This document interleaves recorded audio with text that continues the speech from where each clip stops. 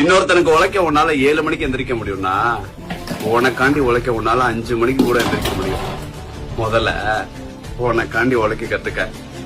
உன்னோட வாழ்க்கை உன் கையில. நீங்க யார வேணாலும் தூக்கி அடிச்சிடலாம், உடச்சி ஓரமா உட்கார வச்சிடலாம். ஆனா எவன் ஒருத்தன் யாரையும் டிபெண்ட் பண்ணாம தனியா நிக்கிறானோ அவனை மட்டும் ஒண்ணுமே பண்ண முடியாது. ஏன்னா அவன் ஸ்ட்ரென்த் அவன் கையில இருக்கு. அவன் அழுதாலும் தனியா நின்னு அழுவான், சண்டை போட்டு ஜெயிச்சாலும் தனியா நின்னு ஜெயிப்பான். ஏன்னா அவன் நம்புனது மத்தவங்கள இல்ல, அவனை. வாழ்க்கையில ஜெயிக்கணும்னா முதல்ல நீங்க உங்களை நம்பினாலே போதும். இன்னொருத்தனுக்கு உழைக்க உன்னால 7 மணிக்கு எந்திரிக்க முடியும்னா உனக்காண்டி உழைக்க உன்னால 5 மணிக்கு கூட எந்திரிக்க முடியும். முதல்ல உனக்காண்டி உழைக்க கத்துக்க.